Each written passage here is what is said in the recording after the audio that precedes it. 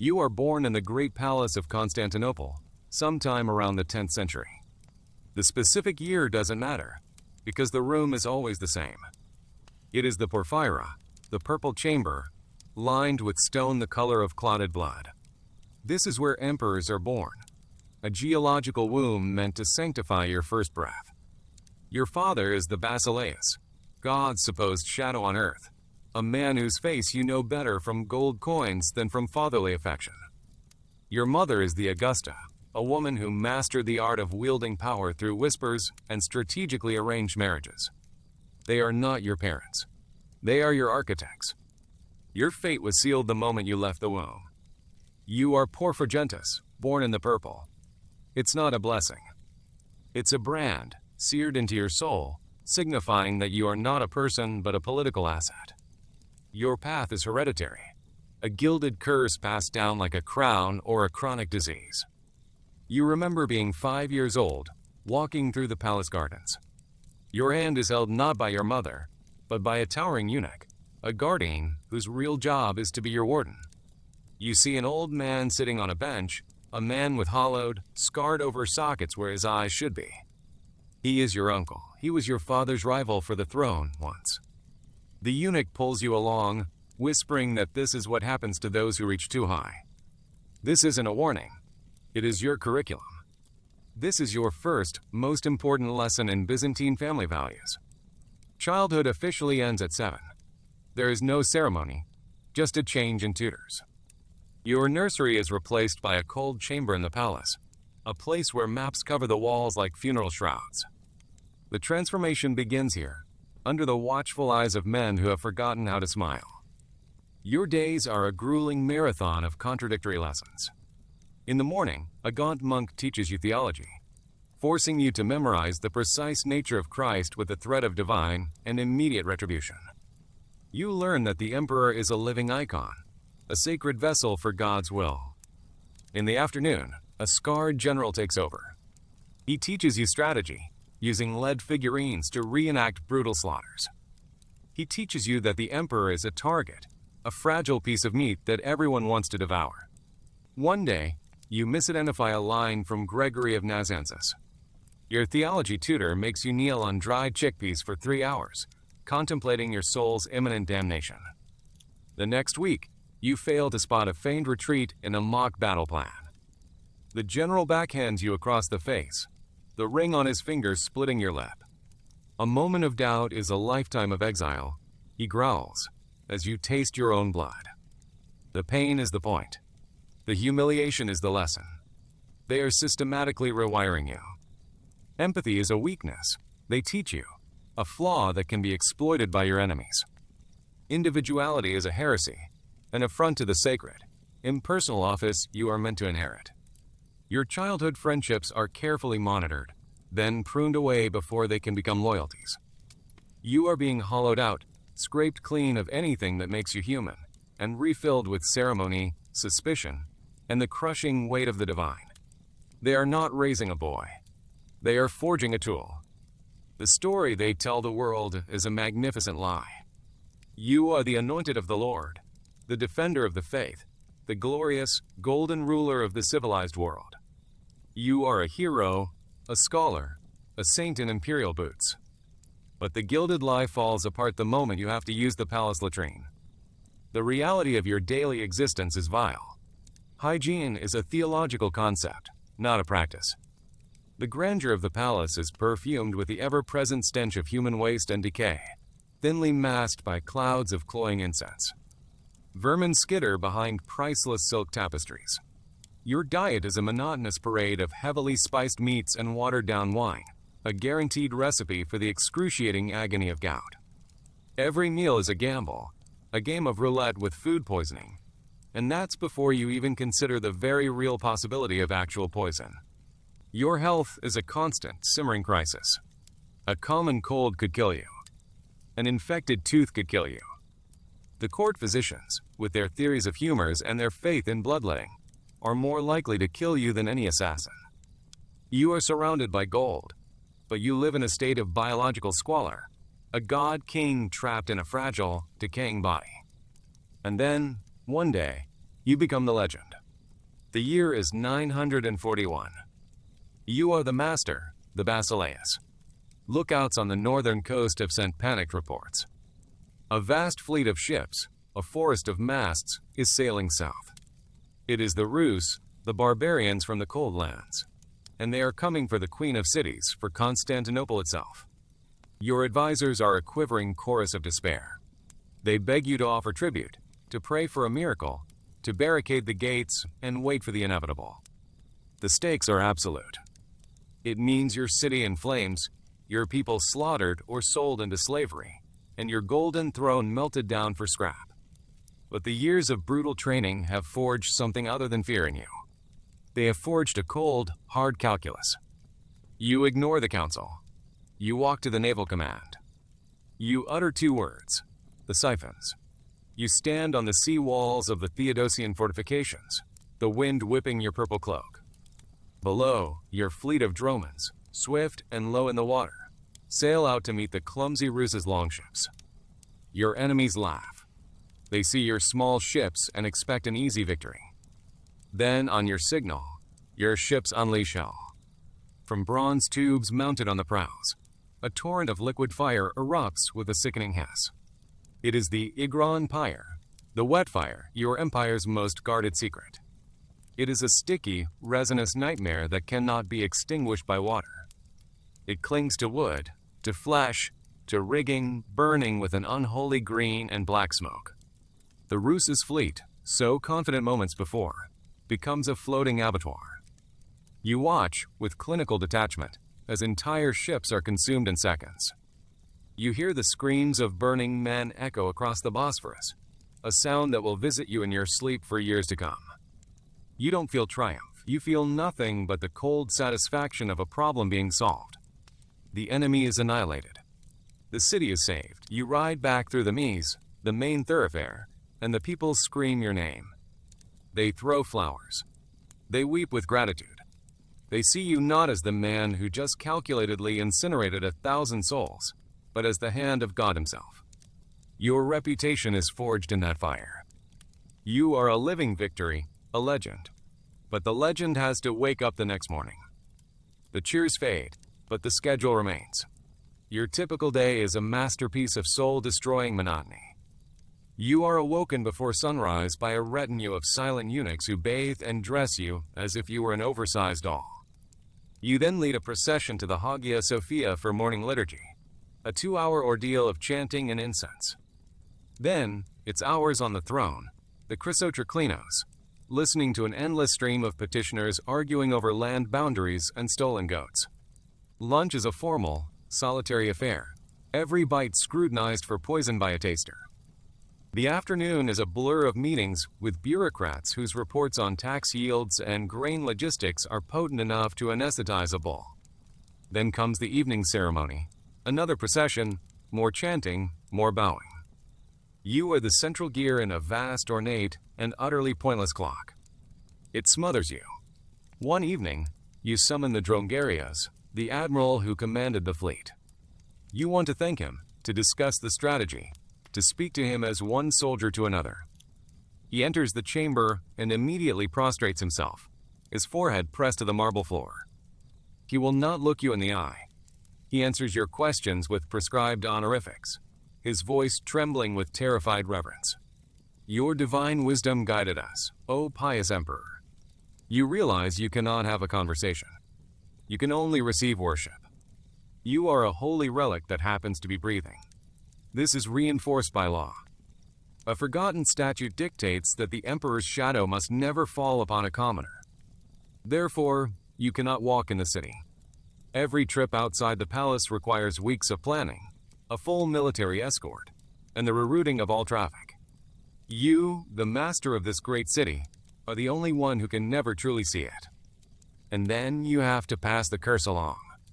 From your balcony, you watch your own son, your heir, in the palace gardens below. He is 7. His tutors, a new generation of the same archetypes, are with him.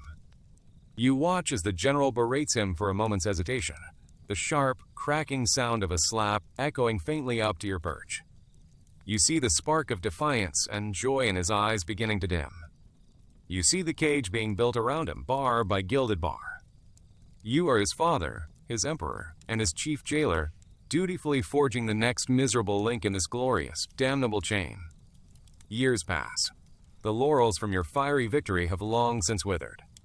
You have become accustomed to the crushing routine, to the gilded cage. You are a seasoned emperor, perhaps a little too confident in the myth you helped create. It is now the 11th century, and the eastern frontier is restless. The Seljuk Turks, a new and formidable power, are testing your borders. This is a routine problem, a perennial issue for the empire. You decide to lead the army yourself, a grand imperial gesture to remind the world, and perhaps yourself, of your power. You march east at the head of a massive, glittering army, a river of steel and silk flowing across the Anatolian plains. The situation feels controlled, a familiar political stage. You find the main Seljuk army near a place called Manzikert.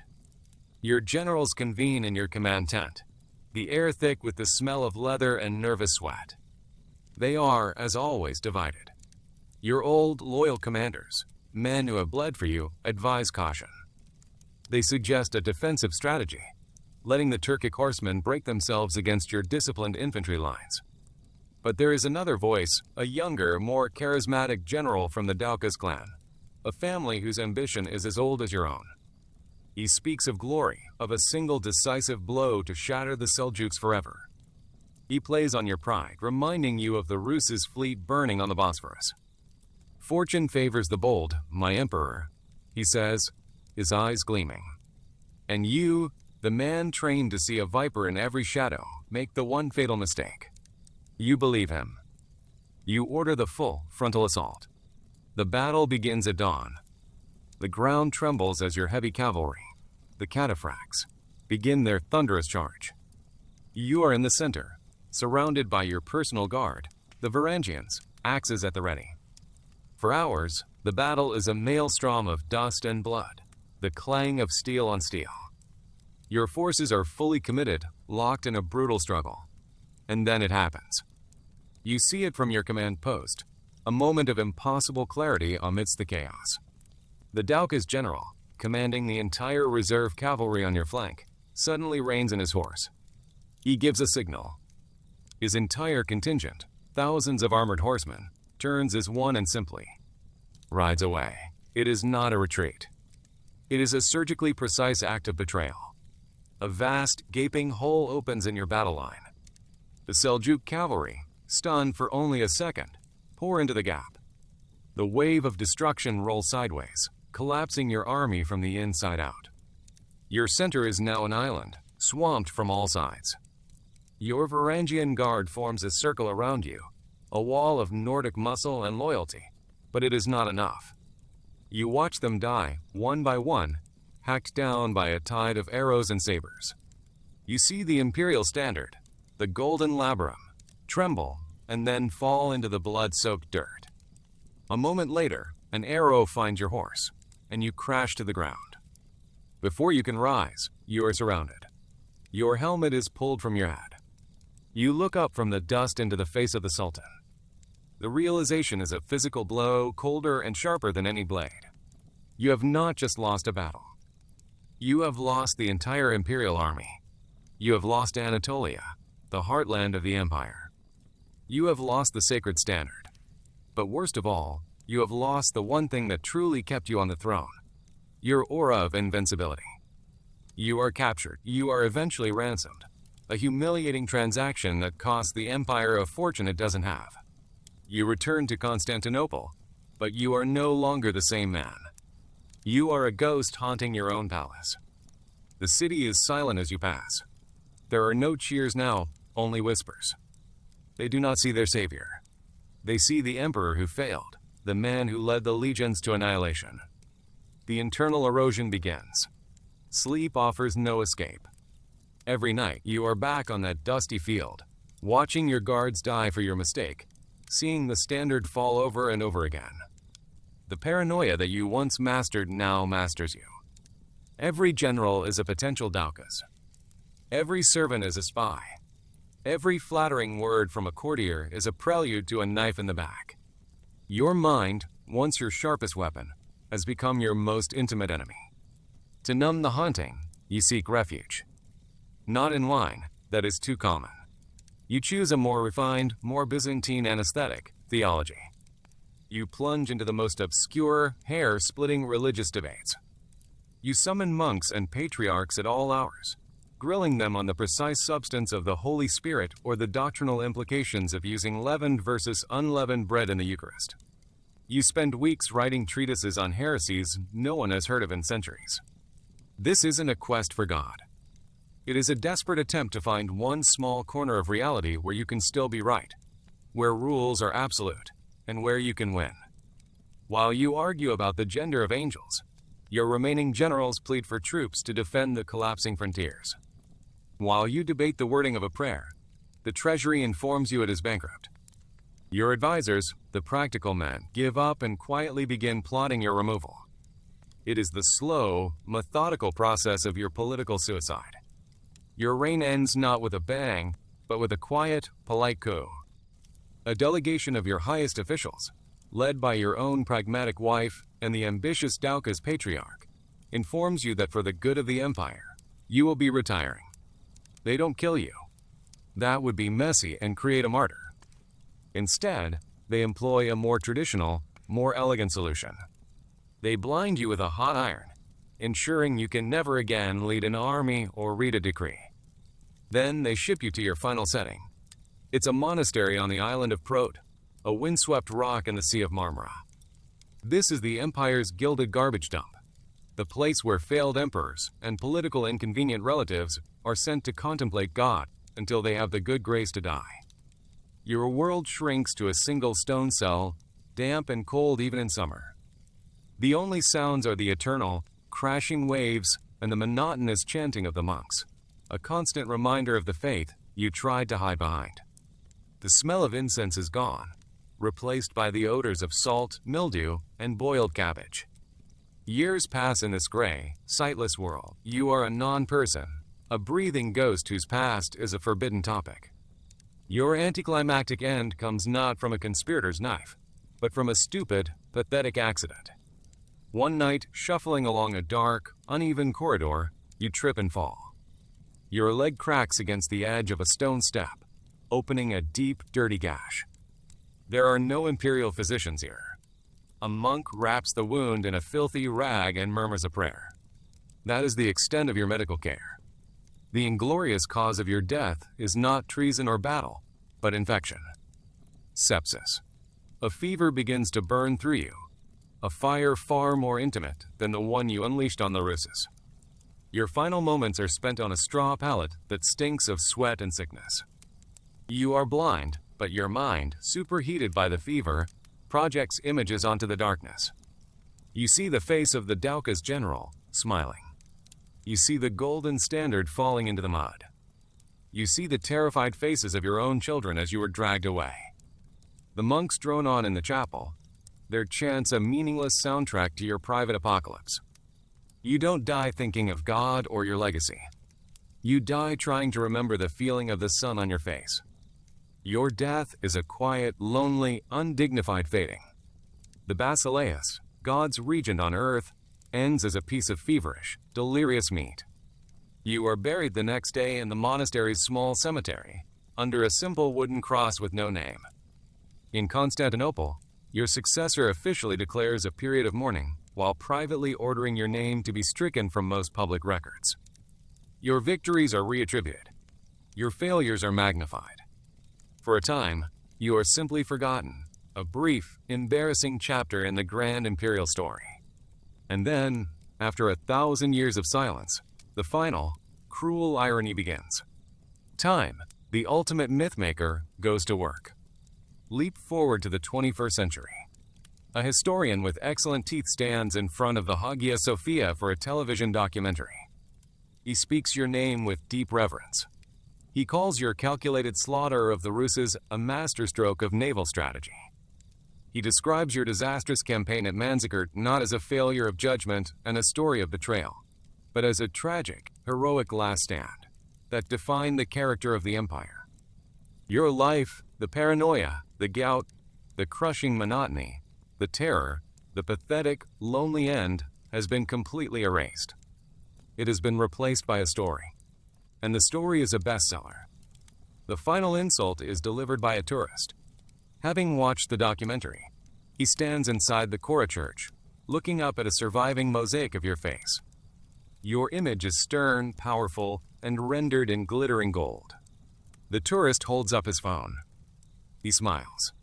He takes a selfie with the romanticized ghost of your agony. He posts it online with the caption, "Feeling inspired by the glory of Byzantium." And that is your true legacy. You were a miserable, terrified man, trapped in a gilded cage, who lived a life of profound suffering and died in filthy obscurity. And all of it, every last scrap of your pain, was just raw material. History did not remember you. It curated you, transforming your grim reality into a heroic, marketable fiction. A story told for the entertainment of those who will never have to live it.